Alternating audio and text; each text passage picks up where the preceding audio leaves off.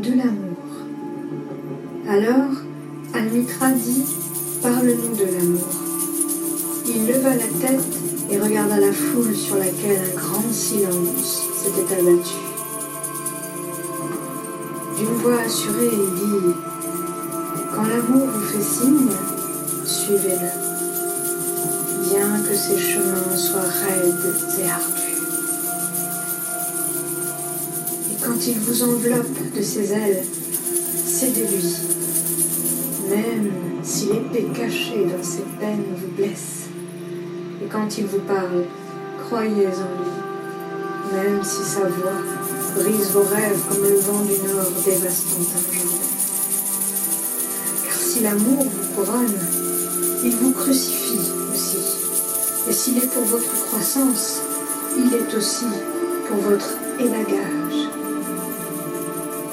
De même qu'il s'élève à votre hauteur pour caresser vos plus tendres branches frémissant dans le soleil, il descend jusqu'à vos racines et les secoue de leur adhérence à la terre. Tels des gerbes de blé, il vous ramasse et vous serre contre lui. Il vous vanne pour vous dénuder. Il vous tamise pour vous libérer de votre enveloppe. Il vous pile jusqu'à la blancheur. Il vous pétrit jusqu'à vous rendre malléable. Puis il vous assigne à son feu sacré, afin que vous deveniez pain sacré au festin sacré de Dieu. Tout cela, l'amour vous le fait subir, afin que vous connaissiez les secrets de votre cœur, et au travers de cette connaissance deveniez fragments du cœur de la vie. Mais si pusillanime, vous ne recherchiez que la paix de l'amour et sa volupté, mieux vaudrait pour vous couvrir votre nudité et sortir de l'air de l'amour, pour pénétrer dans le monde sans saison, en lequel vous rirez, mais pas de tout votre rire, et pleurerez, mais pas de toutes vos larmes. L'amour ne donne que de lui-même et ne prend que de lui-même.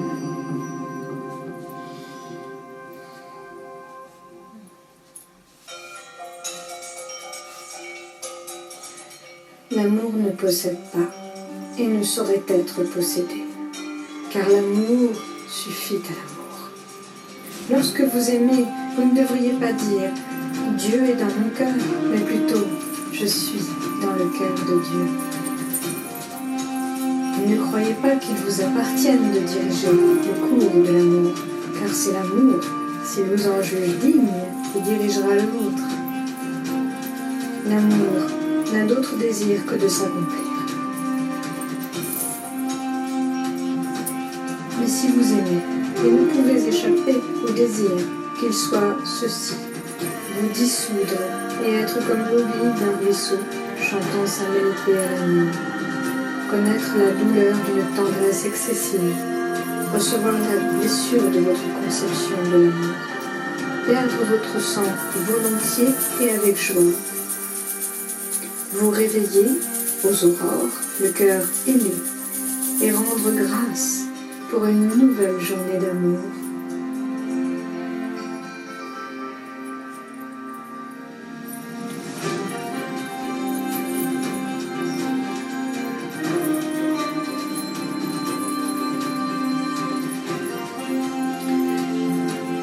Vous reposez à l'heure du méridien et méditez l'extase de l'amour. Revenir à votre foyer le soir avec gratitude, pour vous endormir avec au cœur une prière pour l'être aimé et sur vos lèvres un chant de louange. Khalil Gibran, extrait de Un prophète et son temps.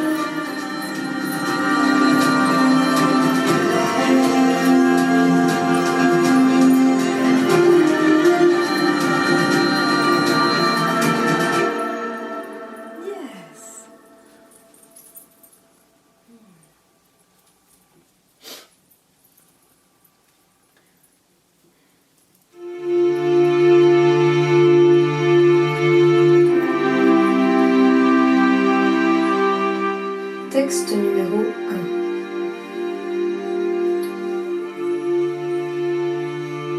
Quand j'habitais à Langrune-sur-Mer, 11 rue Abbé-Roland en 2013, j'ai écrit « Mes racines et mes branches ».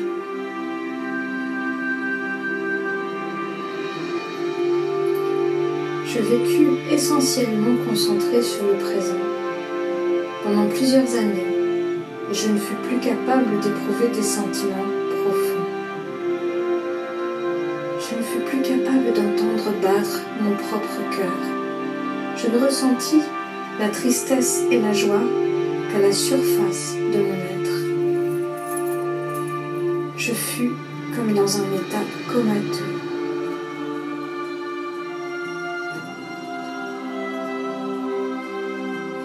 Le jour où des souvenirs de mon enfance se sont imposés à ma conscience et m'ont profondément bouleversée, j'ai eu la sensation de renaître.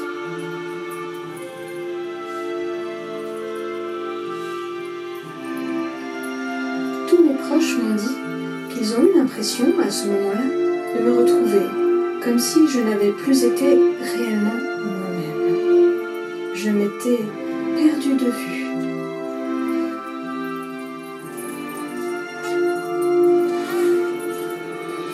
Pouvons-nous vivre dans le passé ou dans le futur? Combien de temps dure le présent? Combien de temps avons-nous vécu en enfance? Tourner les pages d'un livre seulement dans un sens. N'avoir plus le droit de lire tous les chapitres de notre propre histoire. C'est probablement restreindre la possibilité d'en écrire de nouveau. C'est être comme un tronc d'arbre, sans racines et sans branches. Être empêché de se remémorer, de penser, de rêver, d'imaginer autant que l'on en ressent le besoin. Est-ce vivre? Aujourd'hui, hier et demain sont unis.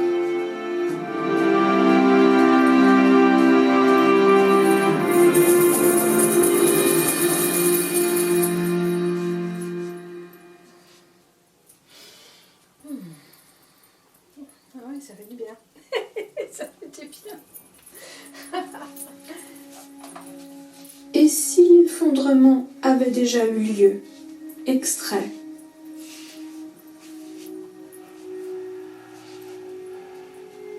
Simone Veil évoque cet effondrement que la France a subi au moment de sa défaite, en juin 1940. Elle est tombée, dit-elle, tel un arbre dont les racines étaient entièrement rongées et qui est tombé au premier choc. Elle en accuse la civilisation moderne qui détourne les humains de leur passé pour ne penser qu'à l'avenir. Illusion dangereuse que cette pensée d'un avenir sans racines. L'avenir ne se construit qu'avec la sève des expériences du passé. Ce déracinement des temps modernes a pris, nous dit encore Simone Veil, en Allemagne, une forme agressive. En France, celle de la léthargie et de la stupeur. La pensée, anéantie par les formes modernes du travail et les divisions sociales qu'elle requiert, nous cheville au piquet de l'instant. Sans la racine spirituelle de la révolte, aucun secours n'est à espérer. L'effondrement aura lieu comme événement terrestre, car il aura déjà eu lieu comme événement symbolique. Roland Gori.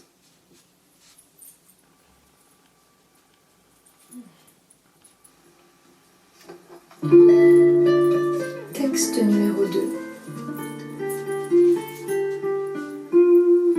Au mois de septembre de l'année 2013, à Langrune-sur-Mer, j'ai écrit Osiris et Isis en soi. Ma mémoire et certains de mes souvenirs étaient comme un puzzle éparpillé dont il manquait des pièces. Mais je les ai retrouvés.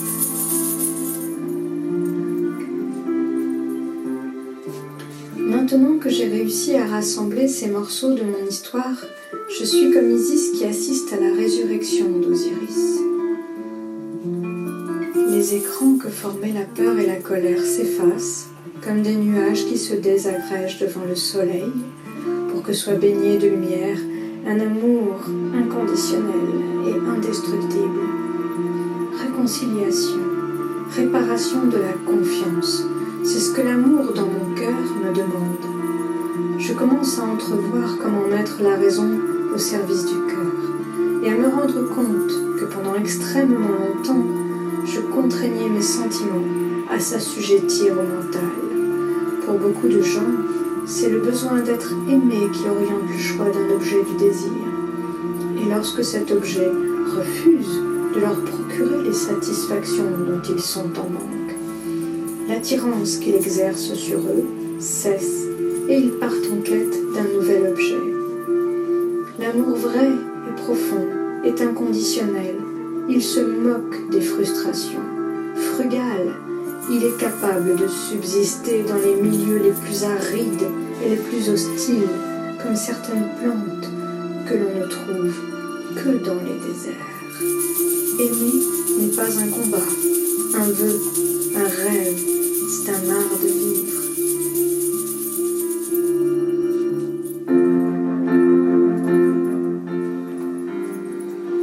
Aimer devient plus délicieux que d'être aimé. Aimer devient plus fort et plus important que d'être aimé. Que mes sentiments soient écrits, que je les efface, les déchire, les brûle ou les enferme, ils n'en finissent jamais de venir du fond de moi, comme d'une corne d'abondance.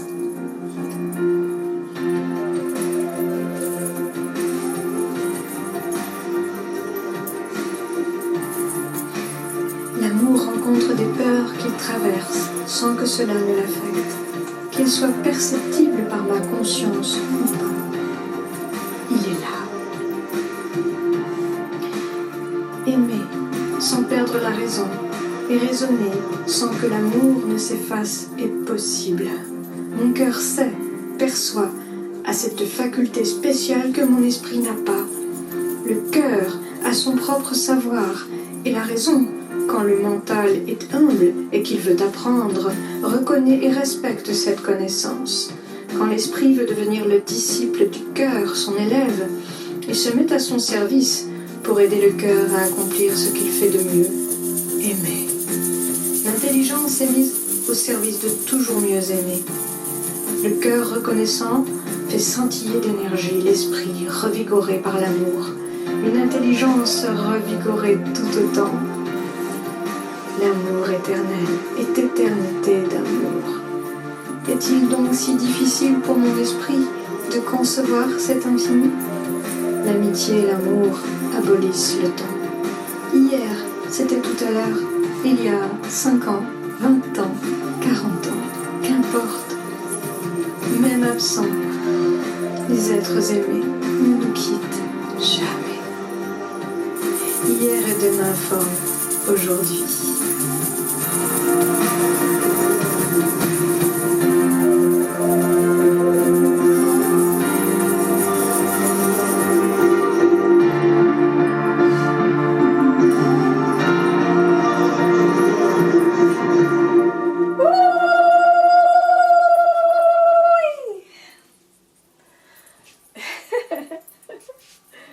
Oui, c'est bien. Allez, on continue.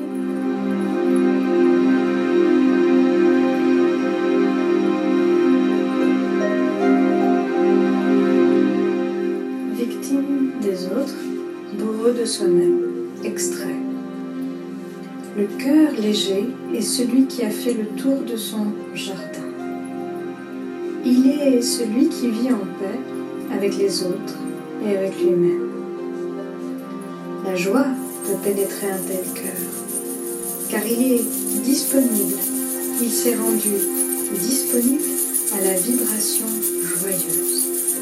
Alors ce cœur peut devenir tout amour, non par devoir, mais pour le plaisir d'incarner une vibration passionnante.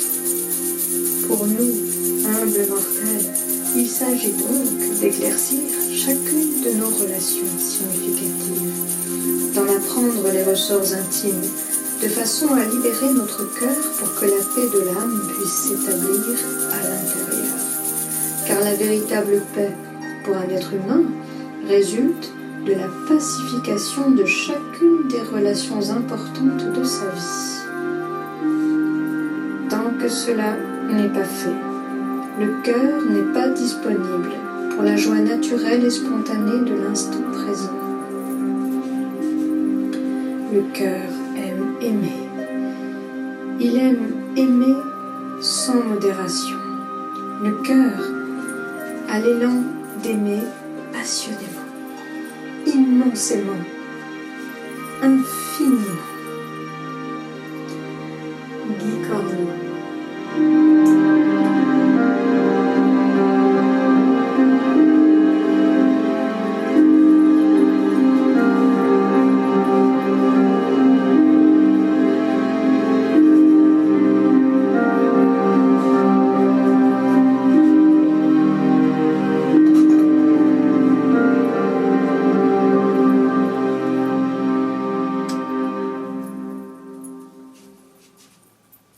Une pause. Merci beaucoup de regarder mes vidéos et merci de me laisser des commentaires très gentils et des encouragements. C'est très aimable à vous.